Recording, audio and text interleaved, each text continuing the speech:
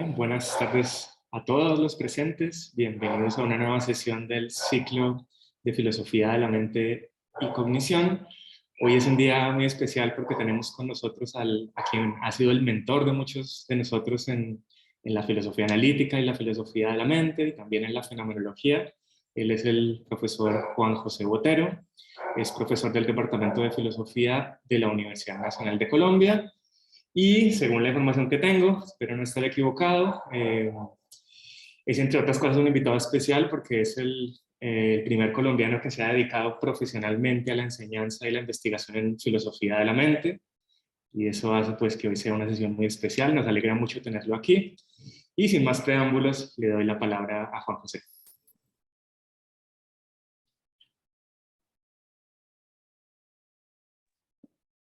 Bueno, sí, buenas tardes. Muy bueno encontrarse con gente conocida. Y bueno, no voy a hacer un discurso porque creo que no hay mucho tiempo. Yo no sé si me excedí en, en esta presentación. Espero. Yo puedo pasar corriendo algunas cosas que yo estoy casi segura que todos ustedes conocen, pero que me parece importante, así sea muy rápidamente, mencionarlas para poder como ubicar contextualmente lo que quiero decir. El tema es cognición y movimiento. Hoy en día parece como muy obvio sostener que la cognición, ah, una condición de posibilidad de la cognición es el movimiento. Sin embargo, llegar allá no fue fácil. Yo tengo mi intención es decir lo siguiente. En primer lugar, algunas consideraciones muy generales sobre el concepto de cognición, un breve recuento del camino que yo he seguido sobre este tema. Enseguida mostraré algunos elementos adicionales o a dónde me ha llevado a mí la consideración de esta relación o de este fenómeno cognitivo cinético. Voy a también mencionar muy rápidamente, sobre todo una autora que es Maxine Sheets Johnston, que es una fenomenóloga muy importante para mí en el tema del movimiento y la cognición, y que creo que nos aporta algo adicional a todo el enfoque más científico o incluso analítico de la cognición. Finalmente, yo pensaba examinar un par de casos en donde se ve claramente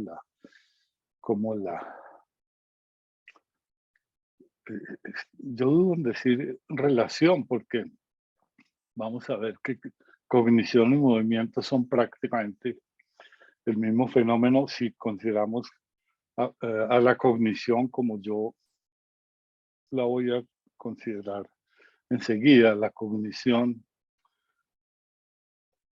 yo entiendo por la cognición algo mucho más amplio y abarcador que lo que se entiende por conocimiento. Es una dinámica natural, como dice, en la cual se generan el yo, un self cognitivo y un mundo de sentido que es correlativo. Entonces la cognición, fíjense que pues, el conocimiento normalmente, o la idea de sentido común del conocimiento, digamos, parte de una distinción entre un self y un mundo, un yo y un mundo, y de lo que se trata en el conocimiento es de capturar ese mundo con la mente.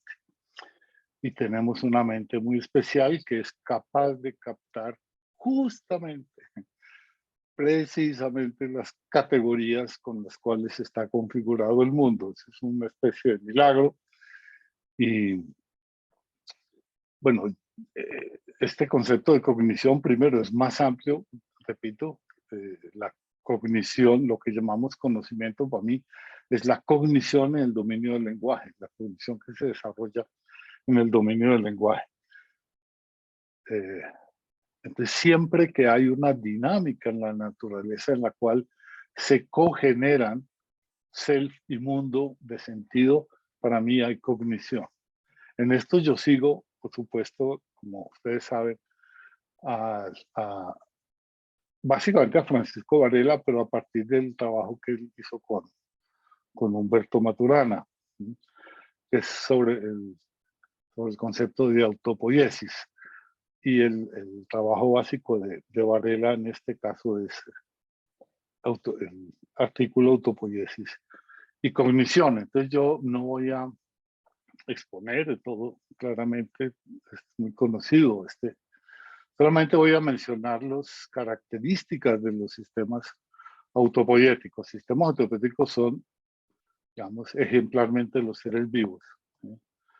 Los seres vivos son sistemas autopoiéticos y tienen estas características. Son autónomas en el sentido que todos sus cambios están subordinados al mantenimiento de su propia organización. Son entidades que cambian, que tienen cierta organización. Son sistemas, para decirlo de una vez, y mientras conserven su organización, el tipo de organización, o sea, interacciones de sus elementos constitutivos, pues seguirán siendo las entidades que son. Tienen una identidad porque al mantener variante la organización, conservan una identidad independiente que entra en interacciones con el entorno. Son unidades en el sentido de que estos sistemas generan sus fronteras, generan sus bordes con los cuales constituye su identidad. Por eso su organización, o sea, los intercambios o las modificaciones de sus estructuras manteniendo la organización dependen de estos bordes para no disolverse en el entorno. Esos bordes, por supuesto, son producidos por el sistema y por sus procesos de producción. Y tienen lo que Varela insiste en llamar un cierre operacional, es decir, no tienen entradas ni salidas. Son sistemas que son operacionalmente cerrados, aunque por supuesto interaccionalmente, pues no, porque están en permanente relación con el entorno. Las perturbaciones que ocurren en su contacto con el entorno, digamos, influyen, afectan al sistema en la medida en que éste tiene que estar continuamente compensando o reorganizando su estructura, más bien, transformando su estructura interna de algún modo, mucho o poquito, para, digamos, para, como quien dice, asimilar esas perturbaciones. En la medida en que estas compensaciones a perturbaciones y perturbaciones compensadas son recurrentes, pues generan patrones más o menos estables y todo esto ocurre dentro de ese cierre operacional. Eso es, digamos, lo básico de esos sistemas. Entonces la cognición. La cognición es un rasgo característico de los seres vivos en la medida que son autopoiéticos, sistemas autopoiéticos, porque están en un permanente proceso de acoplamiento con su entorno. Entonces, aquí comienza la parte interesante, ¿por qué llamar a eso cognición? Porque esa unidad viva define su exterior, define qué es, no solamente qué es lo que no es ella, eso al cerrarse no es que haya caracterizado lo que está por fuera, pero define qué la afecta, o sea, define qué es realmente lo que es exterior a ella. Por ejemplo, un sistema en un laboratorio se pueden generar unas perturbaciones y quien les está generando para observar cómo se comporta, llama es un estímulo. Pero el estímulo, que sea un estímulo para esa unidad viva, lo define la unidad viva. ¿Sí? Que la afecta está definido por su afectabilidad, por decirlo así. ¿Sí? Eso se puede ver, así lo ve Varela y me parece una buena idea. Eso se puede ver como generando una perspectiva. Si define su exterior, entonces tiene una perspectiva, o lo que llama también Varela un punto de vista. Esto puede parecer extraño hablar en estos términos en estos niveles de unidades vivas, en donde todavía no hemos hablado siquiera de entidades con sistema nervioso. Pero esto es lo interesante de la cognición, que hay un momento en el cual uno, para dar cuenta de lo que está tratando de comprender, tiene que apelar a este lenguaje, es un rasgo.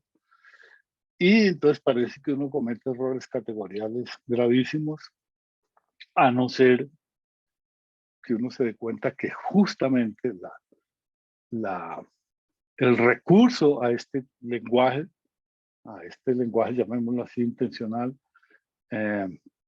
pues es exigido por lo que está uno tratando de describir, que es el fenómeno cognitivo. Al generar su punto de vista, su exterior, es un mundo. El entorno se convierte en el mundo para el sistema. El mundo para el sistema es todo lo que en el exterior es significativo para ese sistema. Gracias a su perspectiva, hay algo que es significativo, ese es su mundo. A esa relación o a ese paso del entorno de una unidad autopoietica a su mundo, convertir lo que uno como observador ve como el entorno en el mundo o en el mundo del sistema, ese movimiento, esa dinámica, Varela lo caracteriza hablando de la generación de un excedente de significación. Entonces, cognición la podemos entender así, como generar sentido, generando significación, que es lo que hace que el entorno sea algo más, sea un mundo. Entonces digamos, podemos poner esto como para resumir. Esa perspectiva, como digo, pues al generar perspectiva se genera un significado, y ese lo podemos ver como generación o creación de mundos. Recuerde que mundo y entorno no son sinónimos. En este caso, Varela habla de cuando hay un quiebre en la autopoiesis, es decir, una perturbación, digamos, no tiene que ser un quiebre, porque entonces si se destruye el tipo de organización que es la autopoiesis, el organismo pues se destruye. Pero cuando hay una perturbación, hay siempre una acción para mantener una identidad. Todo este funcionar, toda esta dinámica es lo que podemos llamar la actividad cognitiva del sistema. Cognitiva en este sentido. No estamos hablando de conocimiento, pero sí de cognición. Entonces volvamos, digamos, para resumir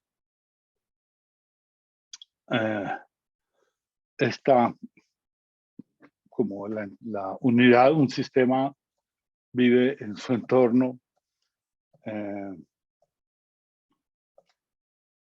constituye su entidad, su identidad, y se constituye como entidad, genera una excedente de significación gracias a su perspectiva, que es un punto de vista. Lo que dice Varela, este es el punto clave de aquí en adelante. Siempre que el movimiento es un rasgo esencial del estilo de vida de un organismo multicelular, ¿sí? Se da el desarrollo correspondiente de un sistema nervioso que enlaza efectores y superficies sensoriales. Eso, pues ya meterse en los detalles no vale la pena. Pero lo interesante es que a un tipo de cognición, aquella característica de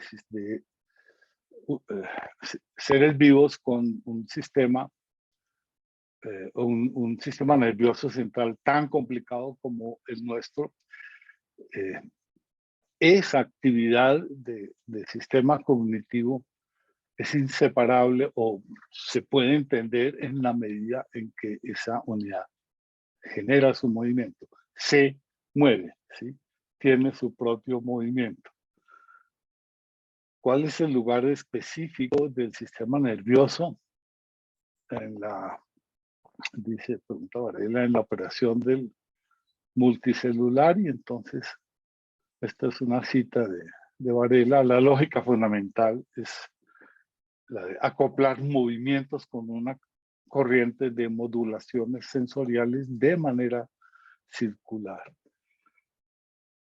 Y el resultado son esas correlaciones de percepción y acción que surgen de ahí, son moduladas por esos conjuntos de neuronas. Estos son, digamos, detalles. Lo que me interesa es mostrar ante todo la correlación, la inseparabilidad de cognición, movimiento. Esa inseparabilidad es clara con el paso de la autopoiesis al concepto de enacción, porque la cognición es básicamente, entendida así, es hacer emerger sentido, es generar sentido.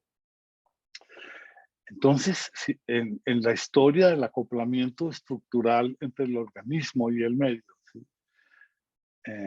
El organismo enactúa. Se usa este término en acción, pues ya se usa tanto que no voy a entrar a... No sé si eso incluso habría que traducirlo. Digamos, ya lo adoptamos muchos en el ámbito de la filosofía de la mente, pero todos entienden en qué medida se quiere decir que la historia de ese acoplamiento, en el caso de seres con sistema nervioso central, es una generación de mundo, el mundo del organismo. Un punto o un concepto que no era muy común, y es que mente y mundo no están separados. Siempre en la filosofía de la mente, la pregunta era por la filosofía, por la mente, y no por el entorno y no por el mundo. El mundo estaba ahí para afectar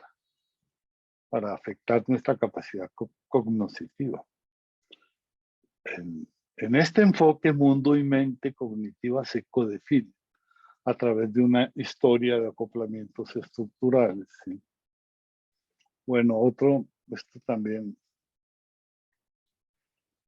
esto es una manera de resumir lo que estoy diciendo. El concepto de la acción, digamos, se emparenta con ese concepto tan heideggeriano de traer a la mente, de hacer emerger, en este caso, un mundo.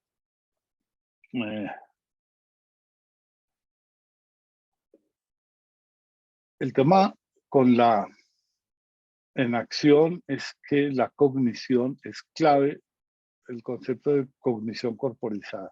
Es decir, la cognición es un fenómeno, es una dinámica de organismos que tienen sus cuerpos y funcionan. O sea, siempre, o sea, no, la cognición hay que sacarla de ese dominio abstracto en donde no se confunde, o mejor se confunde con el alma, con la actividad de un alma o de alguna sustancia incorpórea. La cognición es corporizada y eso parece obvio. Y sin embargo, es difícil capturar el concepto de una cognición que es corpórea. cuando estamos acostumbrados a que las ideas pues no son materiales, no son entidades físicas. Entonces, ¿cómo así que la cognición corporizada es la emergencia continua de significación? La cognición básica en el caso de los organismos de los que estoy hablando ahora, que somos nosotros, ¿sí? Es la percepción. Entonces, en el caso de la percepción, objeto de percepción y cognición o entidad cognitiva son inseparables. Hay una modelación del mundo con actividades sensoriomotoras del sistema nervioso, del sistema cognitivo, llamémoslo así. Y ese es como el concepto básico de la cognición como en acción. Yo lo entiendo, es en acción como experiencias corporales. Y una de las cosas interesantes que de pronto ya no me va a tocar ver a mí es cuando hablar de experiencias corporales suena a redundancia. Porque la cognición son experiencias corporales. El sentido es una experiencial corporal. ¿Sí? Bueno, a esto es lo que llaman, Varela, percepción-acción, un complejo de percepción y acción. Bueno, en esto se me ha ido más tiempo del que esperaba. La dinámica cognitiva en donde emerge eso que llamamos mente, ¿sí? La dinámica cognitiva es esa correlación activa organismo-mundo, y lo que llamamos mente es un fenómeno que está ocurriendo, no es una cosa, sino un fenómeno que está ocurriendo, corpórico y activo. Yo diría, bastaría con decir simplemente cinético en vez de activo y ya con eso. Entonces el objeto de conocimiento se constituye en la actividad cognitiva, en la actividad sensoriomotriz. Hay dos, creo que son dos, sí. Estos dos como rasgos del enfoque en activo. La percepción consiste en acciones guiadas por la percepción. Eso suena raro, pero piénsenlo un poquito y verá que sí. Las estructuras cognitivas emergen de esquemas sensoriomotores recurrentes que permiten eso, ¿sí? Esquemas sensoriomotores recurrentes.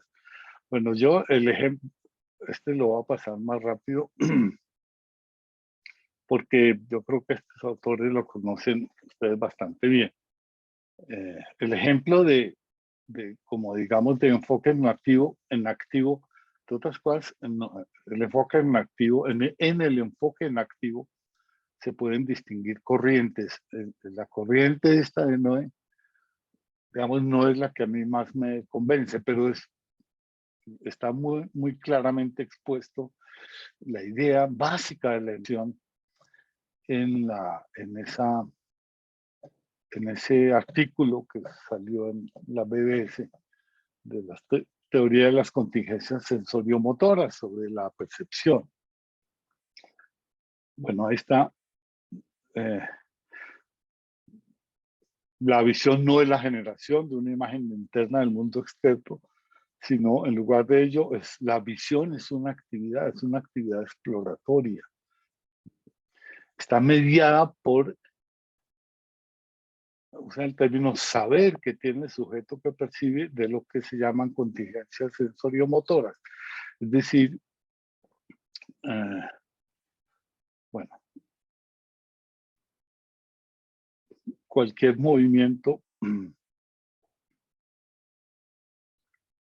digamos, sí, la percepción, la pura sensibilidad, ¿sí? Está siempre ligada a la posibilidad de moverse, y el organismo, como quien dice, sabe lo que pasa si mueve. Eso lo pueden ustedes ver simplemente poniendo el dedo frente al ojo y moviéndolo y siguiéndolo, y a la tercera vez ya van adelante, ¿sí? sea, de algún modo el sistema, el organismo en este caso, sensorio-motor, sabe qué es lo que pasa con el movimiento. Esto está basado en esa teoría, yo la llamo habilista porque no sé cómo traducirla, de Clark, que creo que es bien conocida. Pero a ver, subrayo esto, esa cita de Clark. Una experiencia tiene un contenido espacial específico en la medida en que habilita al sujeto que percibe para hacer movimientos apropiados con respecto al espacio. Entonces, el contenido espacial, por decirlo así, lo que en una teoría de la percepción se puede llamar el contenido espacial, la espacialidad, es como una habilitación a movimientos adecuados. Habilitación al movimiento inteligente. Eso es el contenido.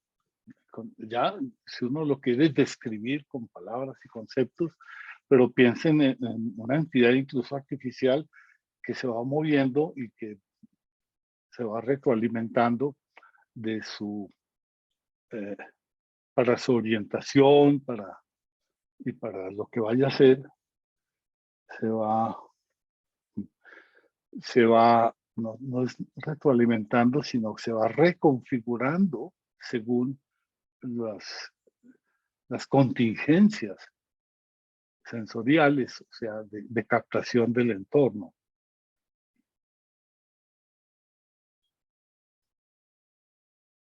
Bueno, eso es lo mismo que estaba diciendo. ¿Sí? Este es como, bueno, aquí hay otras citas de estos autores. Percibir consiste en la exploración del entorno que hace un organismo con la mediación del saber. Ese saber va siempre, como entre comillas, de contingencias sensoriomotoras. Ese saber implícito está presente solo en los modos particulares que despliega la exploración en curso. ¿Sí? Es específico, llamándolo así. Debe entenderse como una habilidad perceptiva, ese saber. ¿Sí? Es como ellos dicen, como la habilidad de amarrarse los cordones de los zapatos. Yo me demoré muchísimo en esa habilidad y yo les puedo decir que realmente hay que saber mucho para hacerlo con competencia. Bueno, a mí me pasa que esto está muy bien, digamos, yo sigo toda esta corriente, pero llega un momento en que me hace falta algo más. Y es donde yo creo que entra la fenomenología. El cuento completo de la cognición no es ese. Todavía hay que completarla. Falta muchas cosas, pero una es una descripción correlativa de la constitución de ese correlato de la experiencia perceptiva consciente, que es el mundo. Es decir, no nos han dicho, nos dicen que sí, que hay unos mecanismos que se van ajustando para poderse mover. Pero ¿cómo está constituido el mundo? Eso no está explorado y es difícil de explorar en esta perspectiva porque esta perspectiva, la que acabo de ver, por ejemplo, sigue siendo en tercera persona. Entonces sigue y poco interesada por ver cómo emerge el mundo de sentido de una entidad, porque al describir en tercera persona eso no es problema, él lo tiene para describirlo. ¿Sí?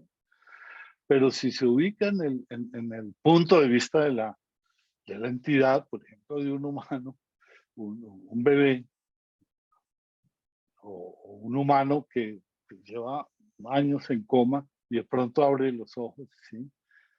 Lo que aparece es el mundo. Eso cuando se dice, cuando recobra el sentido. Una persona que ha estado privada, que ha perdido lo que llaman la conciencia, porque está en un coma o porque está dormido, digamos, profundamente dormido y sin soñar, porque eso ocurre. y despierta. Cuando despierta, realmente lo que brota inmediatamente es el mundo. Yo lo puedo describir de muchas maneras en tercera persona. Puedo encontrar que examinando al sujeto que acaba de abrir los ojos, están ocurriendo unos fenómenos musculares, el esqueleto le está pasando tal cosa, hay unos fluidos,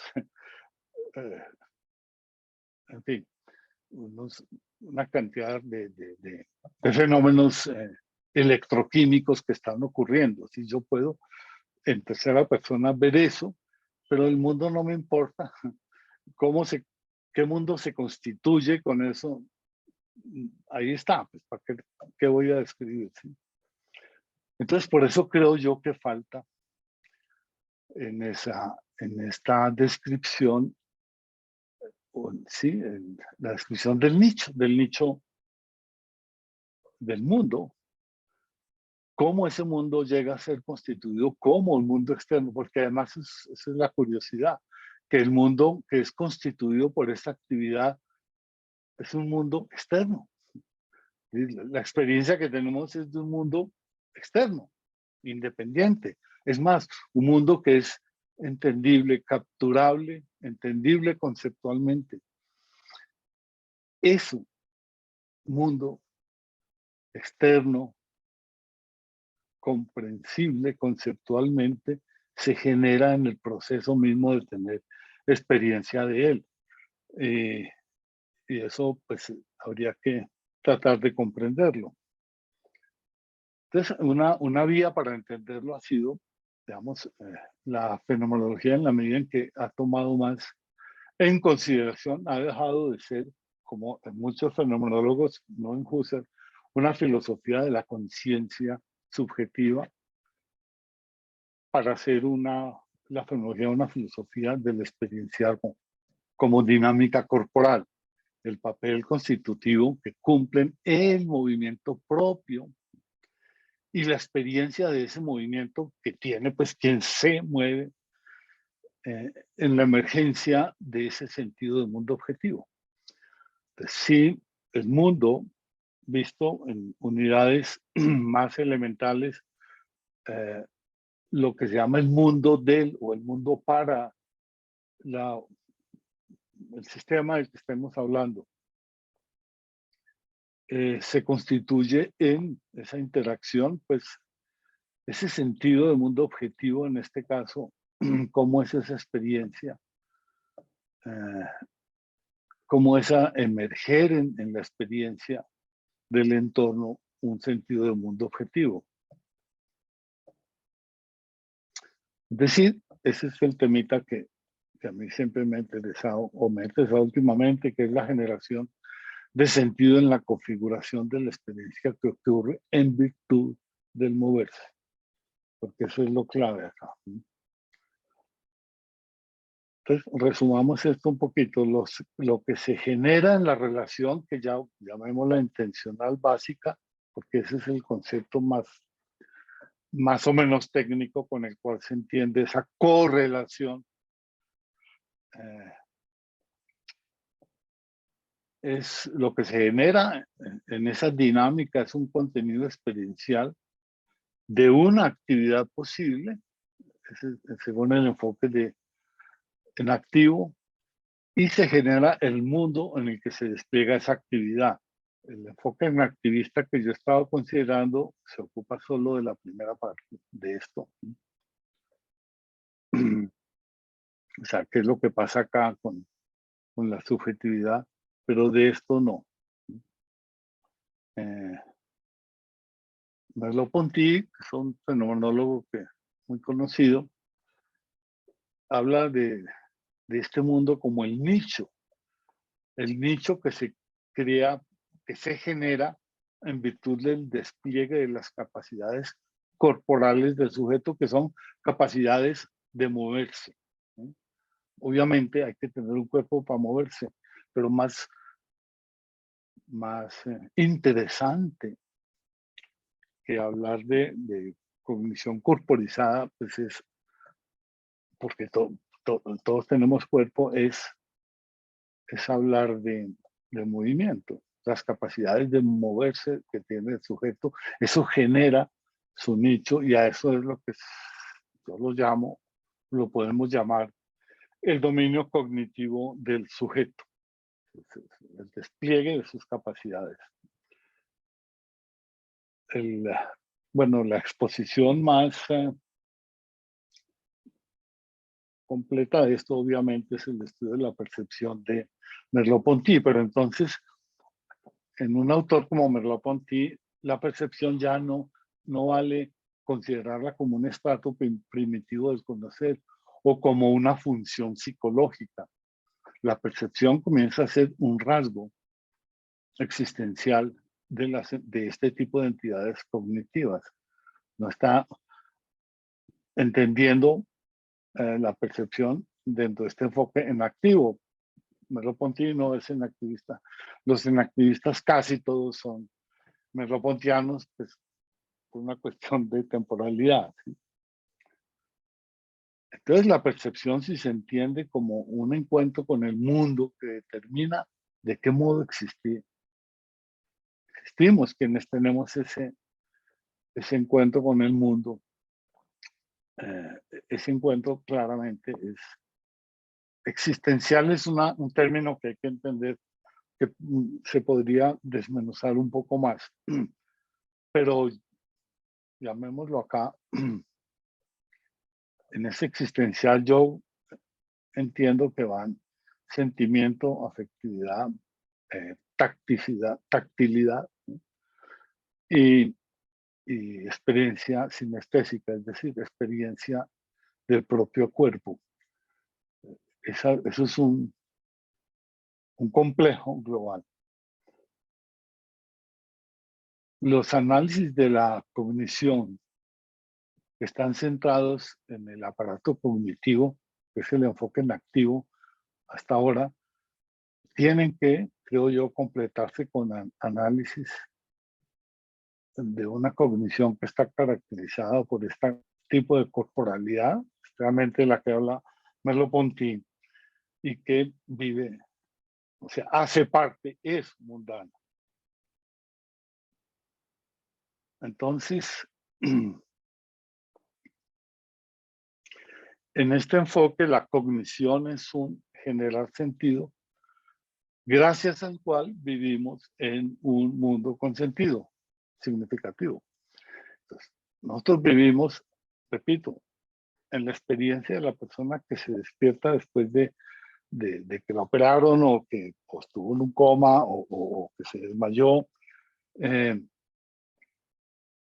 Esa experiencia cuando despierta hace sentido. O sea, comenzar a existir en un mundo que significa. Eso es lo que, y eso se llama cognición. La experiencia, obviamente, corpórica de la cotidianidad es la fuente en donde se generan la comprensión y el conocimiento abstracto. Aquí doy un poquito un salto porque estamos hablando ya de conocimiento. Si esto es así, si la cognición es básicamente ese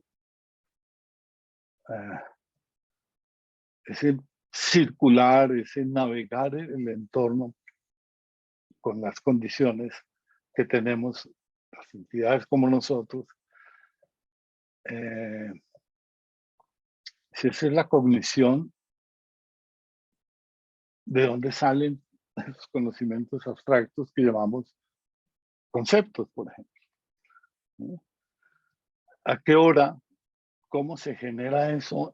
Como decía John Searle, ¿cómo se secreta?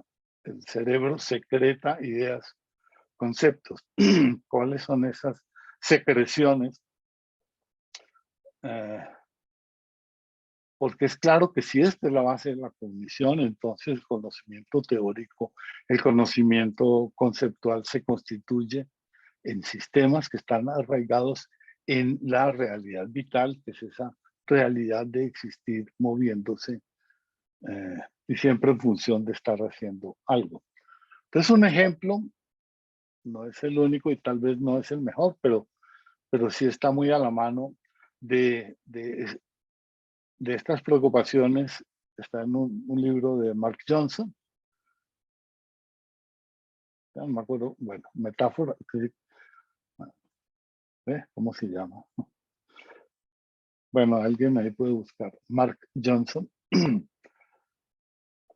El ejemplo que, pues es un libro lleno de ejemplos porque él junto con Lakoff trabajan en lingüística cognitiva y han desarrollado toda una teoría de la conceptualización y de la lógica del razonamiento como un desarrollo de capacidades metafóricas, de metaforización del cuerpo. Entonces, él dice como ejemplo la experiencia del equilibrio, que es una de las experiencias así. Ese es el del 87. Sí. Ese es, profe. Sí. Bueno, entonces no es con Lakoff. Ese es del solo, ¿sí? Bueno. Esta experiencia del equilibrio, el estar en equilibrio es una actividad que aprendemos desde muy temprano corpóricamente. Nadie nos enseña y no hay forma de estudiar en un libro que es permanecer en equilibrio. No hay que hacer nada especial. Para eso basta con actuar, existir.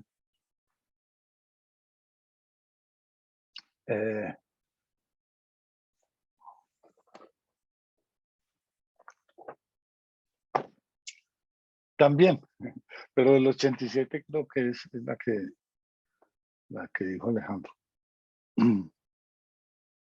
Basta con estar vivo y moverse y uno diría el sentido del equilibrio. ¿Sí? Eso no es un concepto. Es el sentido del equilibrio, es básico, es universal, por lo menos en la especie. No vamos a meter con otras especies. ¿Sí? Ese sentido no se aprende y es básicamente viene con nuestro crecimiento. Ese sentido del equilibrio se construye a través de la experiencia continua y activa del equilibrio corporal y de la pérdida del equilibrio. Entonces, si uno quisiera ahondar más, tendría que mirar, bueno, si es un sentido del equilibrio, ¿cómo se examina? ¿Cómo hago yo el examen del sentido del equilibrio si no es examinando mi sentido del equilibrio? Puesto que es un sentido, no es un concepto. Ahora, lo que es interesante, en lo que insiste Johnson, y en ese y en muchos otros libros, es que uno aprende a hacer sentido de otras experiencias corporales en las cuales ese sentido emerge espontáneamente, el sentido del equilibrio. Entonces uno genera a partir de algo tan básico como el sentido del equilibrio otro montón de sentidos, de experiencias corporales. Él da estos ejemplos. A la sensación de las manos cuando no están calientes, nuestro sentido de demasiado, no suficiente, de desbalance, es en ese sentido un sentido preconceptual, un sentido no formal, un sentido no proposicional, no es un concepto. Entonces uno no nace con el concepto de equilibrio innato, sino que lo genera en el experienciar su propio movimiento. Es la parte más interesante de ese concepto. Entonces, así, corpóricamente, se hace sentido mucho antes de tener conceptos abstractos de cantidad o incluso de equilibrio o de balance. Ese sentido emerge en nuestra experiencia de procesos sistémicos corpóricos y formas de estar en el mundo, pero básicamente es la experiencia de moverse. Si no fuéramos entidades capaces de movernos y de experienciarnos moviéndonos, pues digamos, no sufrirían estos fenómenos. Bueno, ya esto es Johnson, esas experiencias se hacen coherentes, insignificantes, porque es que la experiencia es continuada y recurrente, y esas experiencias, él habla de esquemas de image schematic structures, que yo me atrevo a traducir así, esquemas figurales o esquemas de imágenes, como también lo han traducido. Es decir, esquemas son esquematizaciones, en el sentido kantiano de esquematización, es decir, de organización en Kant era de los datos sensibles. Estos son esquemas entendidos como primitivos percepto-conceptuales que permiten organizar experiencias que contienen relaciones espaciales. Nuestros conceptos resultan de transformaciones de esos esquemas experienciales. Por ejemplo, ese es un esquema experiencial, se llama contenedor, pero en los conceptos como en, afuera, dentro, etcétera, pues siempre está figurando ese esquema. Y él habla de otro esquema, pero yo no voy a, digamos, no me interesa ahondar y traer tantos ejemplos. Lo que me interesa es insistir en que no son conceptos teóricos, no son proposicionales, pero sí hay que entenderlos como patrones dinámicos recurrentes que articulan, que ordenan nuestras acciones. Dice ahí, podemos decir movimientos, percepciones, conceptos, ¿sí? Patrones dinámicos recurrentes. Emergen como estructuras significativas, son estructuraciones que le dan sentido, hacer sentido en este caso, pues se entiende como la capacidad, un poco yendo más allá de la idea de Kevin O'Regan y Alba Noe, es la capacidad digamos, generar la capacidad de navegar el entorno. Eso es hacer sentido.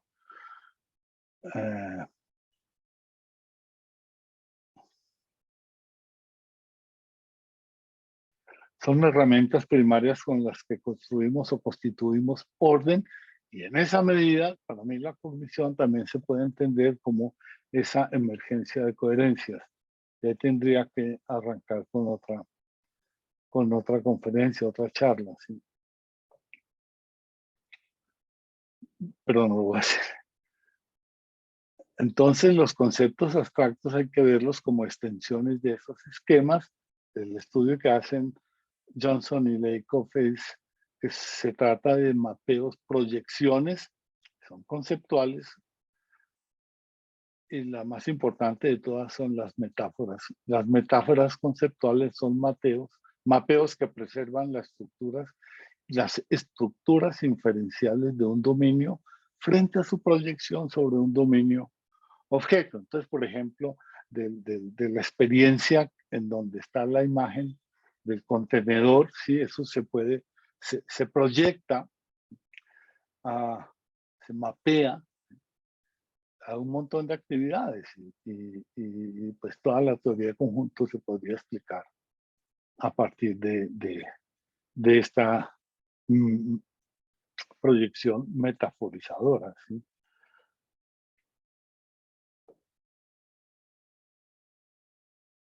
A ver, ¿qué hora es?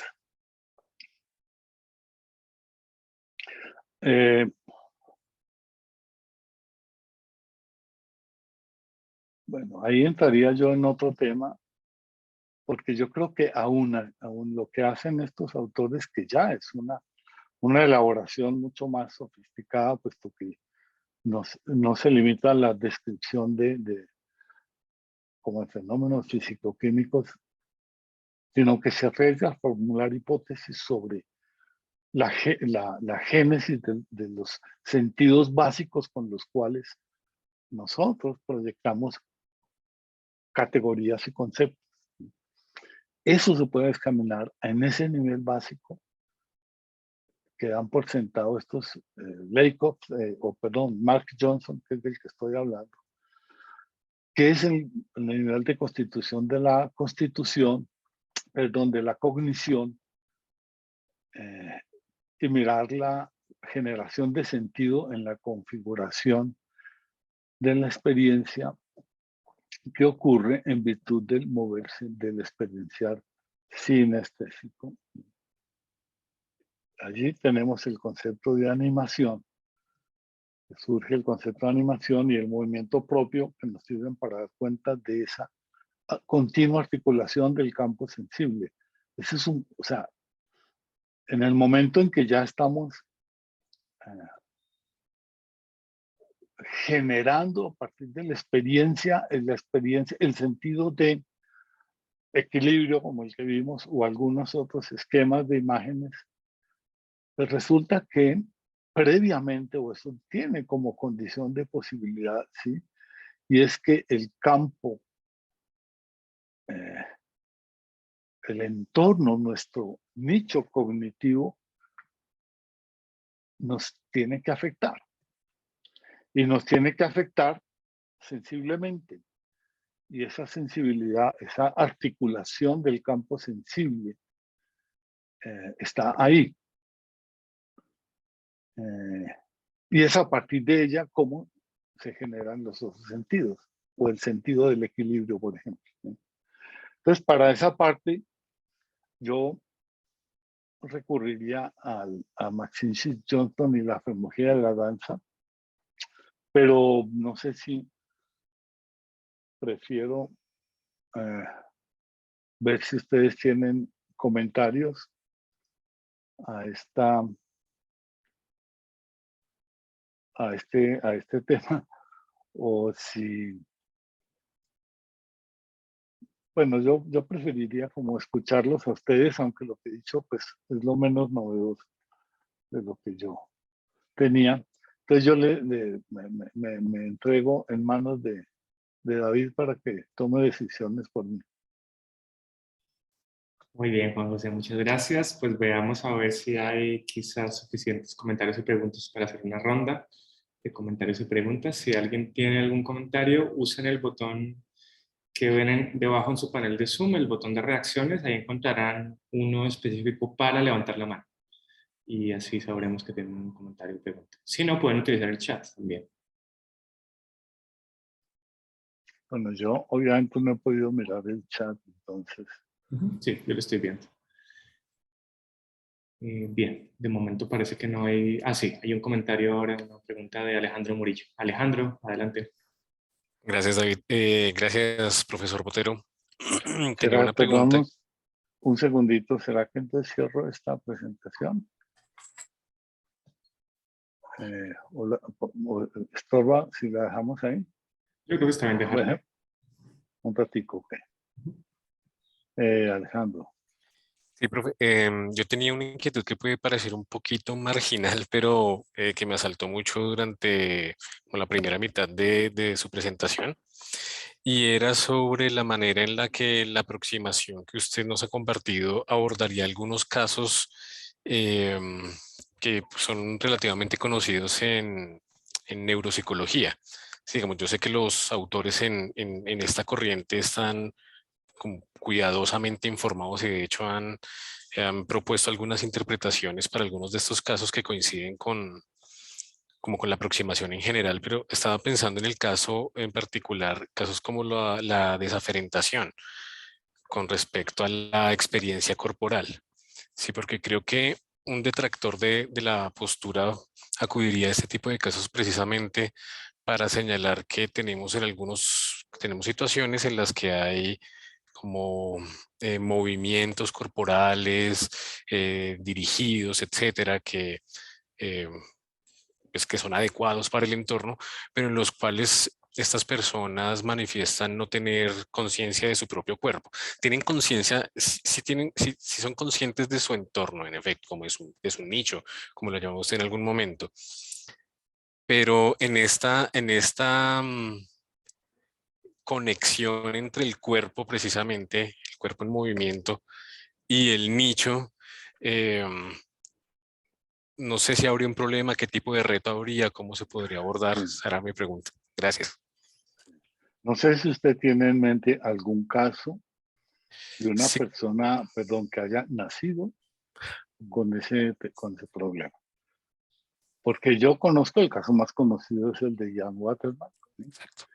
Y ese caso se usa mucho, entre otras cosas es el que más usa Gallagher para, para, digamos, proponer su idea precisamente de esquema corporal y de pues, la distinción entre imagen corporal y esquema corporal. Jan Waterman tuvo un accidente, o yo no sé si fue una infección cerebral, ya no me acuerdo bien, pero en todo caso es lo que llama un paciente de aferenciado, es que no tiene esa, justamente no tiene la experiencia de su propio cuerpo. Y ahí, pues los videos que hay de él en YouTube son impresionantes sobre lo que ha conseguido. Eh, pero fíjese que, o sea, él lo que ha tenido que hacer es aprender a como la mecánica del movimiento físico y aplicarla a la elevación de las rodillas, al movimiento de la mano, todo eso. Y se ha vuelto un experto en eso. Pero precisamente, Alejandro, para entender ese tipo de casos, tenemos que suponer que se perdió. O sea, cuando la persona que está en esa condición tuvo ese accidente cerebral, ¿qué fue lo que perdió en su experiencia del mundo?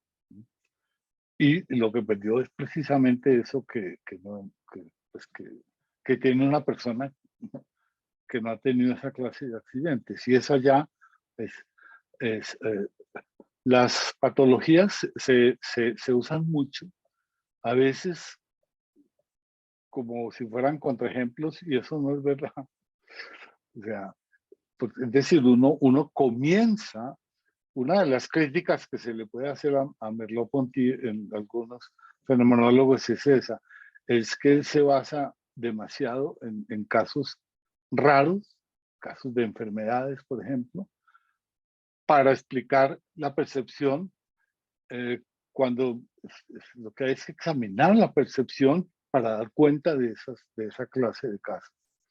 Entonces está bien, hay esos casos de personas, bueno, y yo no sé si, creo que hay una película también sobre un caso parecido, una película española también, que es otra condición, pero es muy parecida también cuando se pierde la experiencia corporal. Y entonces las personas se sienten como atrapadas en una caparazón. Pero justamente, ¿cómo se da cuenta de esos casos? ¿No? ¿A qué acude uno? Sí, no sé si, pues, eso no creo que refute. Esos casos no creo que refuten el enfoque, sino que le dan valor.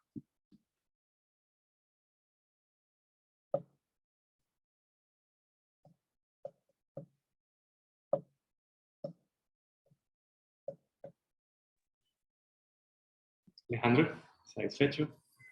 No, sí, estoy satisfecho con la respuesta. Creo que algo como lo primero que mencionó el profesor Botero con respecto a si alguien había nacido así, creo que es importante porque eh, uno, digamos, Merleau-Ponty, como mencionaba usted, profe, habla como sobre, no recuerdo bien la expresión, como sobre una especie como de motilidad vestigial, algo así, cuando habla pues de estos casos raros, precisamente que como con los que él se engancha un poco, como el dolor del miembro fantasma y el caso de Schneider, etcétera. Y creo que incluso en el caso pues de Jan Waterman, pues uno podría pensar, bueno, hay como una especie de vestigio del cuerpo que él estaba habituado a experimentar y eso podría, digamos, a partir de ahí uno podría hacer cosas. Yo,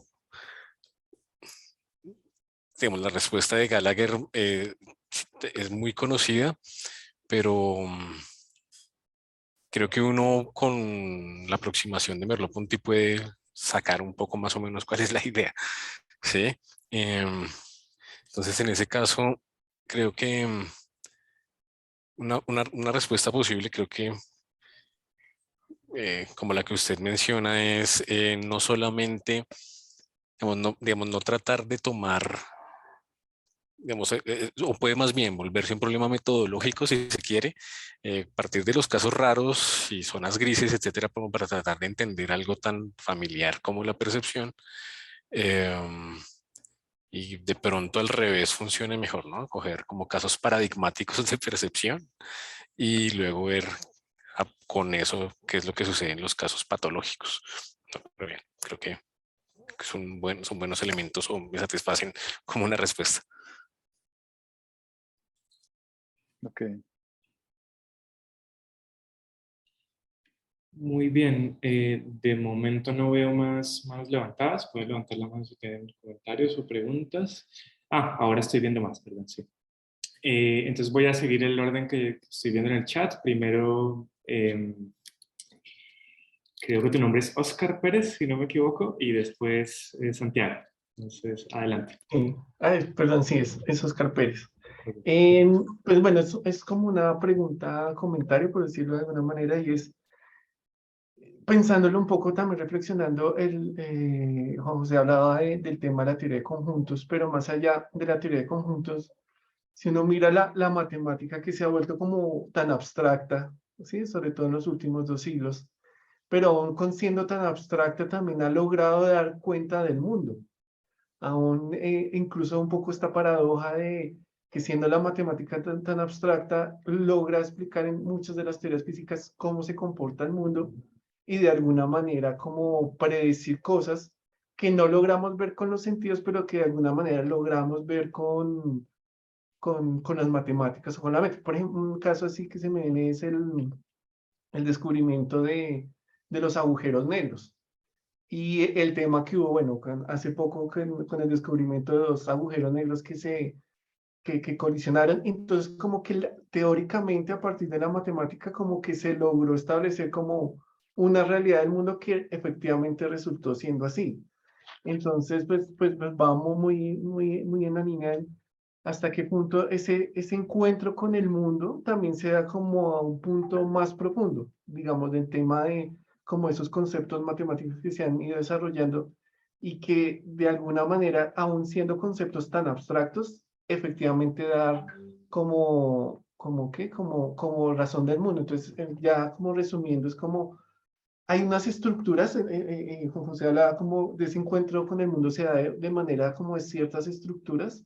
Entonces, como hasta qué punto esas estructuras también están reflejando el mundo, las estructuras propias del mundo, ¿no? Y como que de alguna manera la matemática en su aplicación a la física y a la ciencia como que también está logrando dar como o da cuenta también de cómo es realmente el mundo.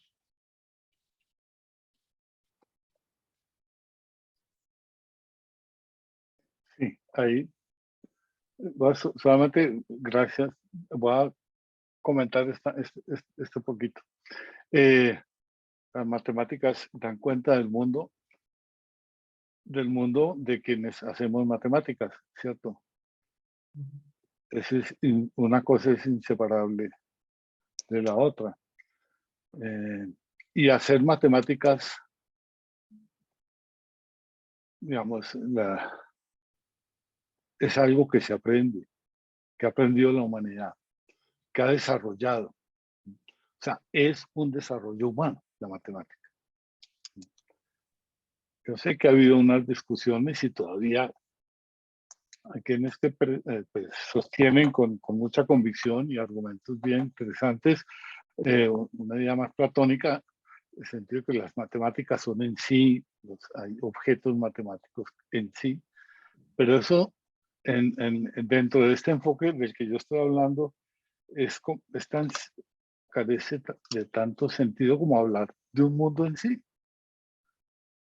Mundo es siempre el mundo como dominio cognitivo. Lo otro es el entorno que se describe siempre en tercera persona, pero el mundo es el mundo cognitivo. Entonces, sí, yo creo que las matemáticas dan cuenta del mundo, del mundo de quienes hacemos matemáticas y las desarrollamos porque nos permiten avanzar, predecir cosas, etcétera, pero son un desarrollo humano las matemáticas. De eso no podemos perder de vista eso. A no ser que haya una teoría metafísica muy convincente en lo que diga lo contrario.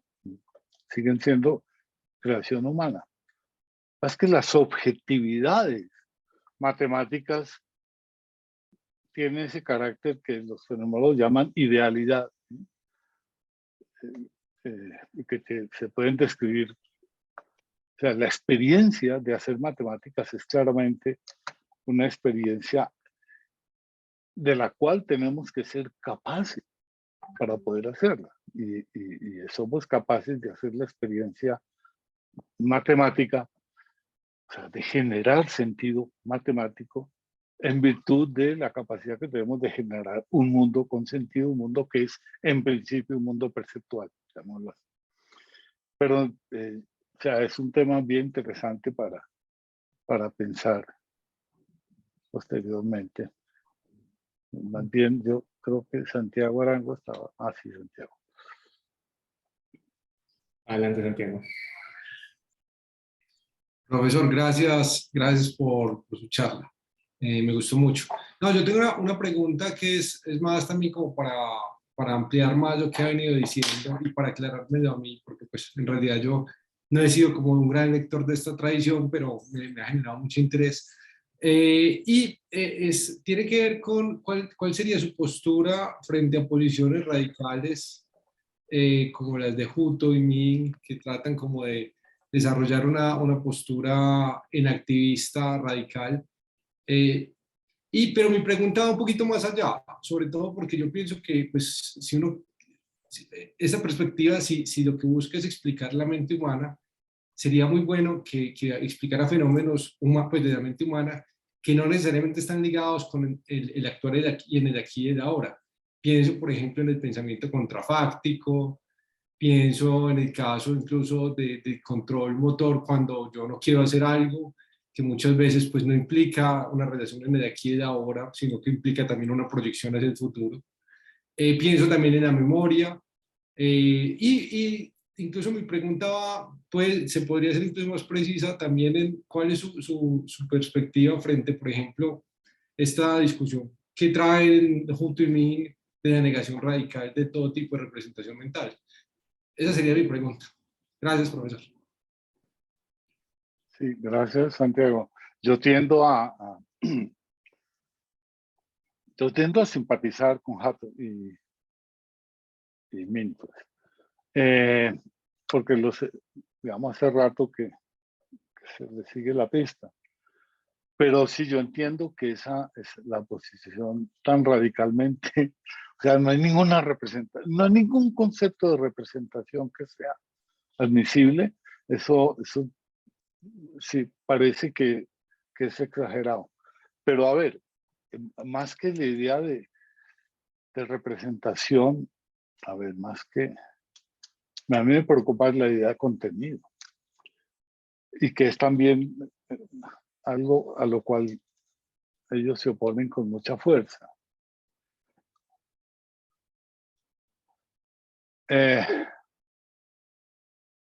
Yo hasta donde veo que se puede trabajar en este nivel en el cual me interesa la descripción, que es el nivel preconceptual, es el nivel previo al lenguaje, incluso, a la capacidad, no han dicho, al desarrollo de la capacidad del lenguaje. Ahí en ese nivel, la noción, la idea de representaciones solamente las entendería o la aceptaría en el ejercicio de la imaginación. Porque la imaginación sí está construida, es más construida, pero que yo necesito una representación para tener la experiencia del equilibrio, por ejemplo, o la experiencia de arriba a abajo, o de un lado u otro. Yo estoy de acuerdo en que la noción de representación tal vez no es necesaria. Yo creo que a lo que la tradición en activista arrastra digamos, la idea que tenía Varela en contra del concepto de información, de explicar la cognición como captura, recuperación y tratamiento de información. Entonces arrastra un poco, porque eso sí que no es necesario. Es necesario uno, ya en un nivel de construcción de sistemas de conocimiento, pues uno puede hablar de información y todo lo que quiera. Pero en el nivel de la cognición básica, ese concepto de información impedía precisamente examinar en primera persona ese fenómeno de primera persona.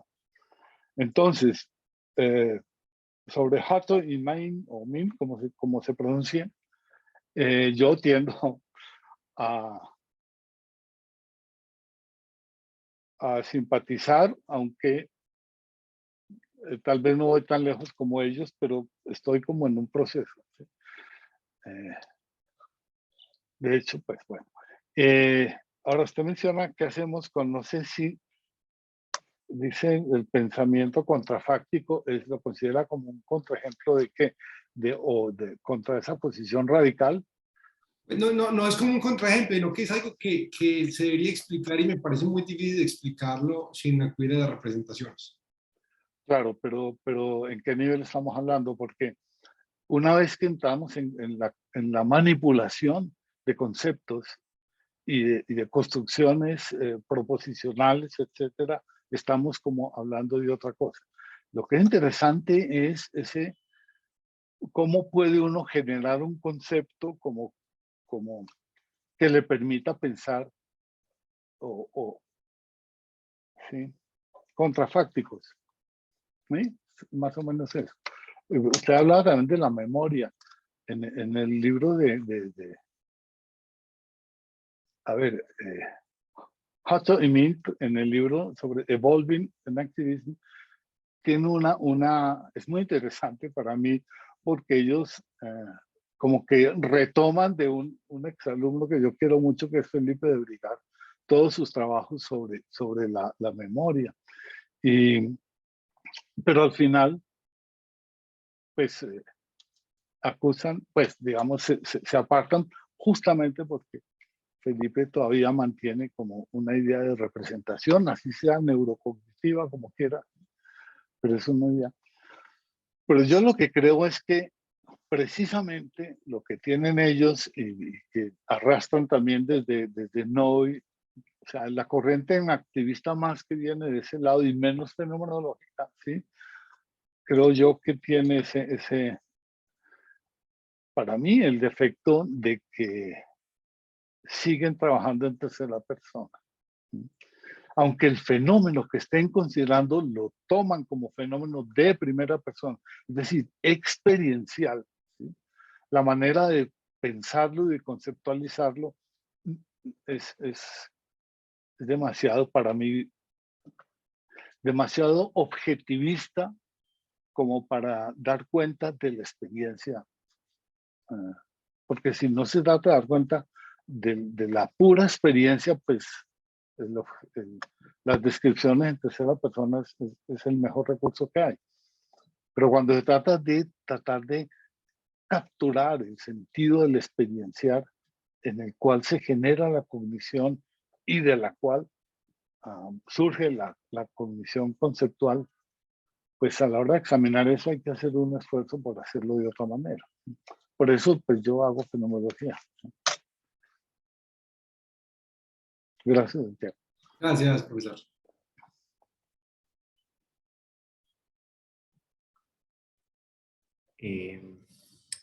De momento no veo más preguntas en la lista de participantes. Pueden levantar la mano si quieren. Yo aprovecho la ocasión para plantear una que creo que está más o menos relacionada con la pregunta de Santiago. En este enfoque de Lakoff y Johnson, al que usted hace referencia hace un rato, ahí creo yo dos ideas, ambas interesantes, pero que me parece que es importante distinguirlas. Por un lado hay la idea de que unas distinciones conceptuales se entienden en términos de otras, y eso es básicamente lo que pasa en la metáfora. Hay un nivel, digamos, superior y uno más básico, y yo estoy de un muy buen ejemplo de eso con la teoría de conjuntos. Muchas nociones en la teoría de conjuntos, bueno, la mayoría de las nociones se definen a partir de la noción básica de pertenencia, y luego esta parece, o la sugerencia sería, está basada en la distinción conceptual básica entre contenido y contenedor. Entonces, hay esos, digamos, niveles conceptuales donde unos conceptos se caracterizan en términos de otros, eso es una idea. Y luego hay una idea que yo caracterizaría como una idea que hace parte de un problema empirista que ellos tienen, de que en el nivel más básico los conceptos se caracterizan en términos de relación con la experiencia. Supongo que eso también lo ilustra el ejemplo de la teoría de conjuntos, precisamente porque la distinción entre contenido y contenedor es algo que está asentado en la experiencia corporal, ¿no? Es algo que entendemos en los términos más básicos como el vaso dentro, el agua dentro del vaso y cosas de ese tipo. Entonces ahí me parece que quizás ese ejemplo funciona, pero en general yo tomo con cierto escepticismo esa segunda idea, esta pretensión de que se puede todo reducir en últimas a ese nivel más básico donde todo es caracterizado en términos experienciales. Y entonces me gustaría saber qué opinión tiene usted sobre esa parte del proyecto de Lakoff y Johnson, es decir, si usted simpatiza con ese enfoque empirista o no. Lo que yo creo es que, a ver, de nuevo, pues ustedes perdonarán mi fundamentalismo, pero pues yo hago fenomenología y lo que yo le criticaría a Mark Johnson, sobre todo, pues a Lakoff no, porque él no pretende, o digamos, él está dedicado a otra cosa, pero bueno, a los dos cuando arrancaron con ese proyecto de lingüística, bueno, semántica o lo que sea, es que no examina, habla mucho de experiencia, pero no la examina. De nuevo, es un fenómeno de tercera persona para ellos. Entonces, ellos son observadores externos de algo que es intrínsecamente subjetivo, que es la experiencia. Entonces, eso es, digamos, lo que me aparta de ellos, pero yo leo con mucha curiosidad todas las propuestas o todos los resultados de sus investigaciones en la medida en que pueden generar, por ejemplo, creo yo, proyectos de investigación empírica. Entonces, en cuanto a que sean la experiencia, si ese es empirismo, David, pues la fenomenología es el empirismo más empirista que hay. Y yo creo que Husserl dijo eso alguna vez. Y de hecho, porque sí, porque toda la base es la experiencia. Obviamente es la experiencia entendida no en el sentido empirista, sino en el sentido más básico. Experiencia es la cognición básica. Es el hacer sentido. No es la pura sensación, digamos así. O no se describía así. Sino experiencia ya es una organización, es una constitución.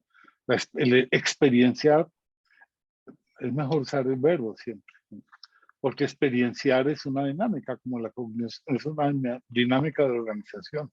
Claro que hay un antecedente empirista, pues cómo no va uno a reconocer ahí a Hume, ¿sí?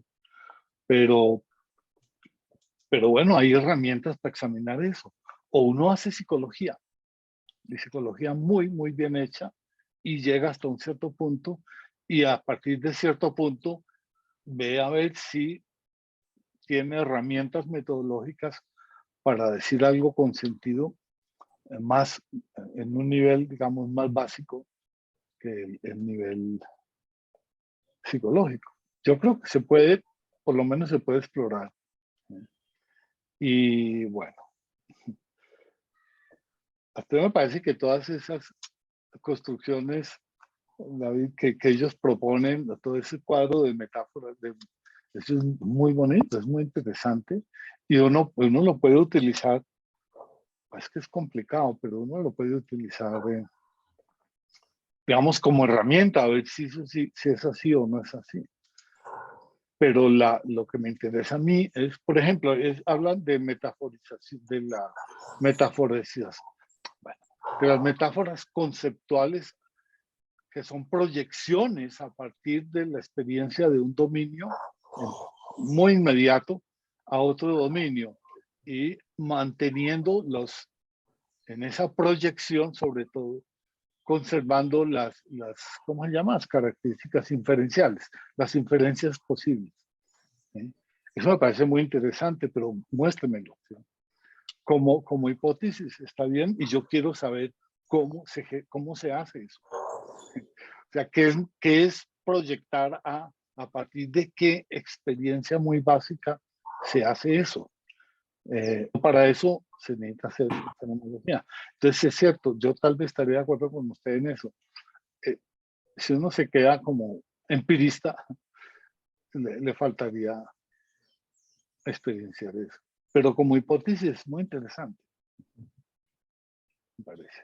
Es estupendo. Para reformular esa misma pregunta en términos ligeramente distintos, usted en algún punto de la presentación está hablando de unos esquemas, precisamente en el contexto de hablar de la teoría de Lakoff y Johnson. No recuerdo cómo se llamaban, esquemas imaginísticos, algo. Sí. Entonces mi pregunta sería, ¿esos esquemas en general tienden a ser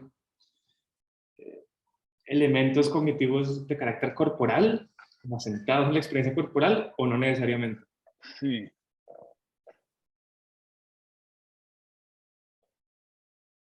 Bueno, no voy a ser capaz de escribir eso. Pero son... sí.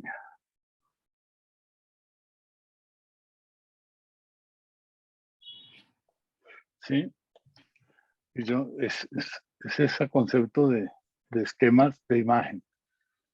Yo no sé si aquí hay alguno, ya no me acuerdo a cuántos estudiantes los he intentado convencer de que hagan una investigación de estas nociones y de la noción más fenomenológica, parecida a esta que también está en Merleau-Ponty, y el esquematismo kantiano.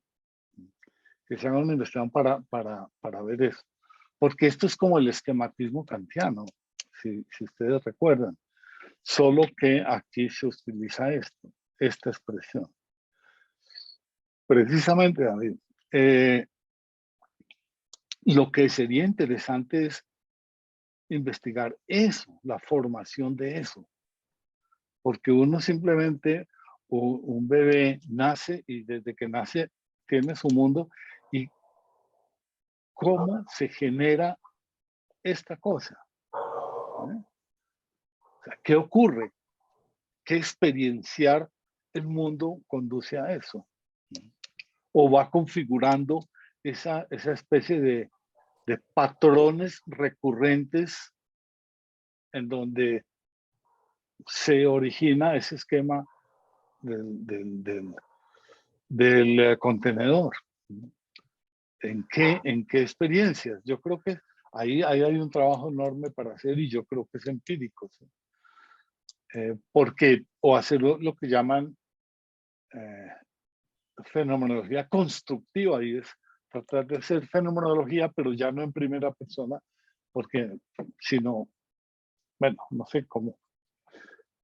Bueno, María Clara Garavito fue la que hizo ese trabajo sobre ese tema, pero sería investigar eso, y yo creo que esa es la parte en donde me parece que se quedan cortos Lakoff y Johnson, y con toda razón, porque ellos no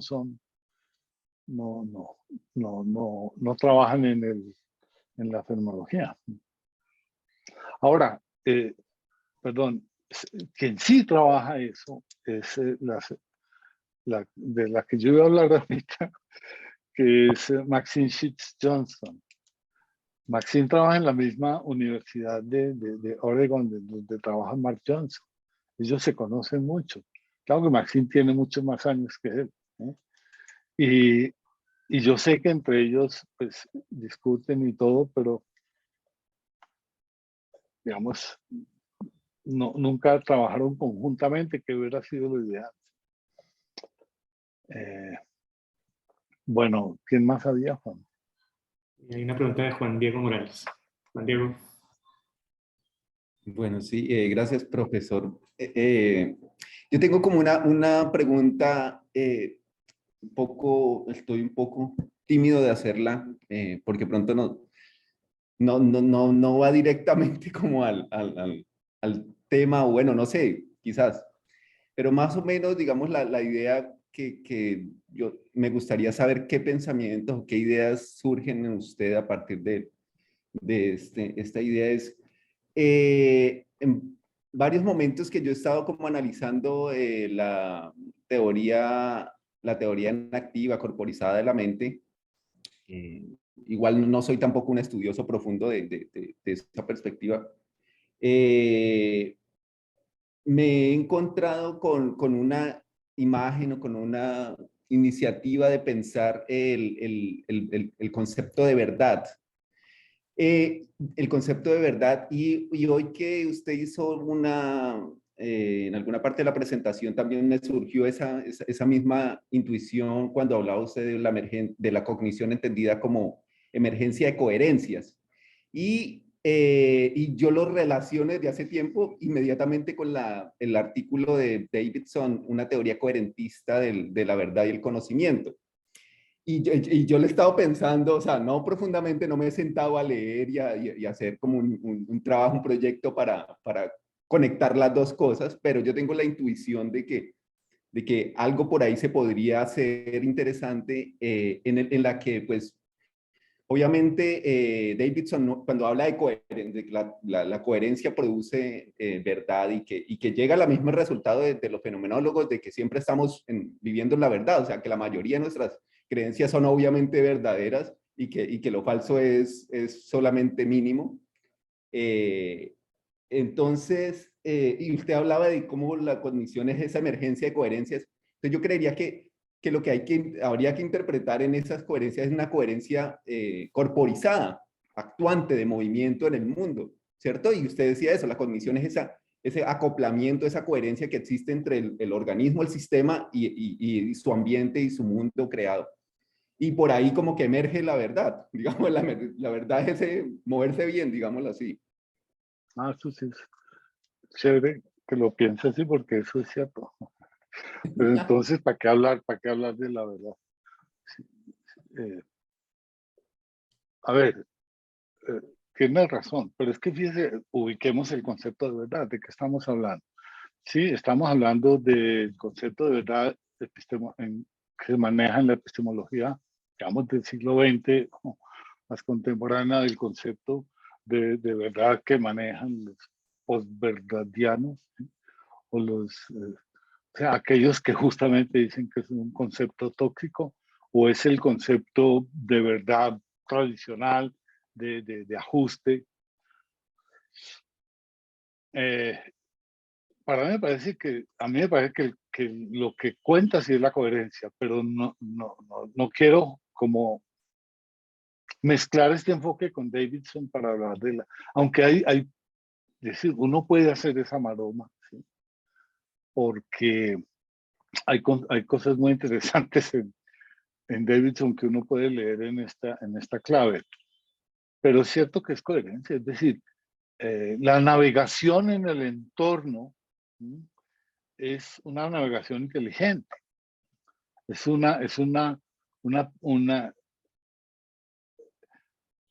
o sea, el mundo como nicho cognitivo, como dominio cognitivo, es generado continuamente en forma de patrones recurrentes, ¿sí? De coherencias. El mundo entonces es siempre armónico. El mundo siempre es armónico, ¿sí? O sea, si lo entendemos en ese nivel básico, el momento en el que el mundo deja de ser armónico, deja de ser mundo y uno se vuelve loco, ¿sí? Básicamente, ¿sí? Uno pierde, nada tiene sentido. Entonces el mundo es armónico. Esa noción de cognición es siempre normativa, obviamente, ¿sí? Y como se trata de navegar el entorno, pues tiene que ser coherente. O sea, se tienen que generar patrones de navegación, patrones de movimientos recurrentes. Y lo que usted dijo al final, pues yo tengo ese concepto de inteligencia. O sea, hay movimientos inteligentes y deja uno de pensar en la inteligencia, ¿qué será la inteligencia? Hay movimientos inteligentes y hay unos que no. Y los movimientos inteligentes siempre son pertinentes, pues tienen ahí unas 3 características ahí muy parecidas, ¿sí?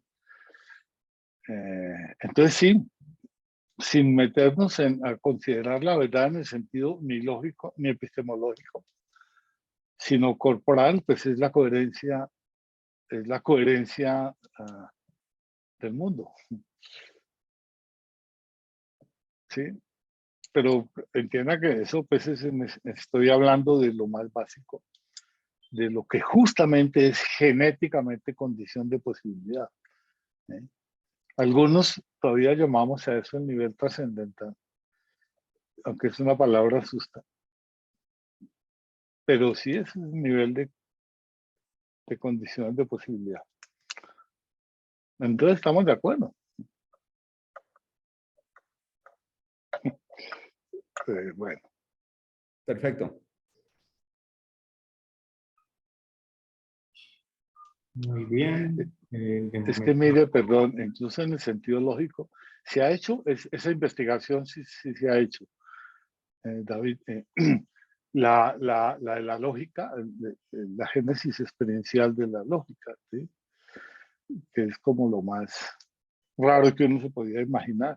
Y la negación, por ejemplo, es una incoherencia. La negación es la experiencia de la incoherencia, porque la experiencia de objeto más básica es de un objeto que es coherente. Es decir, yo lo miro por un lado y el fenomenólogo lo escribe así, y yo sé, ¿sí? O sea, anticipo más bien que tiene un lado coherente por detrás, y si le dan vuelta y no es coherente, es la negación. Y esa génesis experiencial de la negación, así como se investiga esa génesis, se puede investigar de otros principios lógicos, ¿sí? O de conceptos más bien lógicos, ¿no? Entonces eso se ha hecho. Bueno. Muy interesante. De momento no veo más manos levantadas ni tampoco comentarios en el chat. Entonces, doy unos segundos por si alguien quiere intervenir y si no, pues creo que podemos cerrar la sesión. Concluir. Bueno, muchas gracias. Muchas gracias a los que me oyeron, porque la mayoría ya me oyó, o algunos me han oído estos cuentos. Y gracias por estar ahí. Muy bien, muchas gracias Juan José por haber compartido este ratico con nosotros y también gracias a todos los participantes por conectarse. Nos vemos entonces en la siguiente charla. Muchas gracias y que tengan buena semana todos. Ok, chao. Adiós. Muchas gracias. Luego, muchas gracias, que estén bien.